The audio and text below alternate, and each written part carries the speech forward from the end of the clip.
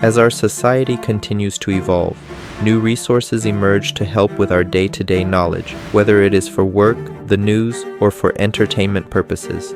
Our brains absorb a lot of knowledge on a regular basis, yet sharing all that can be somewhat challenging. The internet is a great source of information, but one fundamental component makes it difficult to use efficiently, and that is time. The time you spend endlessly scrolling, looking for an answer to your question, can be frustrating, especially when you have to handpick from articles and other sources of information to come to a final answer. But what if it was as simple as asking and having someone do all that work in a matter of seconds? Interesting how our brains would naturally perceive that as something convenient. That curiosity is what drove Geoffrey Hinton to develop the first artificial intelligence. Geoffrey Hinton attended the University of Cambridge in 1967 for his undergraduate degree in experimental psychology. This is where he would be inspired by cognitive science and neuroscience. He was truly fascinated by the concept of neural networks and brain-inspired computing, which led him to obtain his PhD in artificial intelligence from the University of Edinburgh in 1978.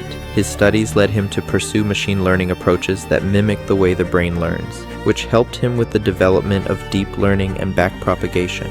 But what is deep learning and backpropagation? While deep learning requires a modestly complex matrix of Python coding, the simple explanation is that it's a branch of artificial intelligence that enables computers to learn and make decisions by mimicking the human brain.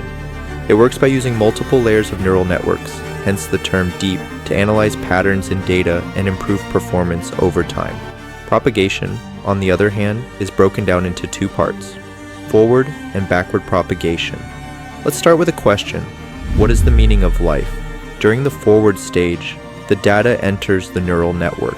It passes through layers of neurons, applying weights and activation functions, which leads to an output that can be interpreted as a prediction. We see this as the first answer generated from a question or statement. Backward propagation corrects the error by signaling back to the original layers, telling them to adjust the weights to improve accuracy. These two fundamental principles help artificial intelligence become more accurate when answering questions from long conversations. Similar to working out with a trainer, the more you train with them, the better they understand your goals and can give you tailored workouts. In the case of AI, you get more personalized answers. Skepticism for the project rose during the early 2000s. AI research was underfunded and largely unsuccessful in achieving its goals. Many doubted that neural networks could ever yield meaningful results, let alone handle complex tasks like image recognition and natural language processing. When compared with traditional machine learning models such as decision trees using yes or no answers, or linear regression predicting based on current equations, neural networks were far more difficult to interpret, earning the label of a black box. With the lack of funding, continued criticism,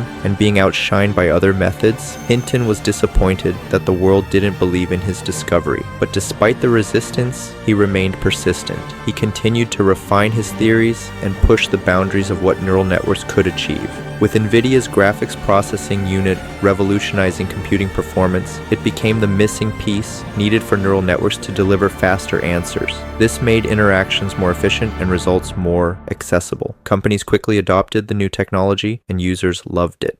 Deep learning and backpropagation matured with simple user inputs and not interested feedback loops, adjusting the algorithms. User interfaces rapidly improved. This was the breakthrough Hinton had been waiting for, but it was just the beginning. NVIDIA launched the A100 Tensor Core GPU in 2020, specifically designed for high-performance computing tasks like deep learning, machine learning, and data analytics. To give a comparison in terms of speed, the A100 was 20 times more powerful than previous GPUs. The P100 was like a well-equipped sedan, the V100 a powerful sports car, the A100 a jet engine. And in 2022, that jet engine-like GPU became the power source behind the conversational AI developed by OpenAI ChatGPT, an AI that can understand, respond, read, write, and even have casual chats with users. Hinton's work ushered in a new era for society.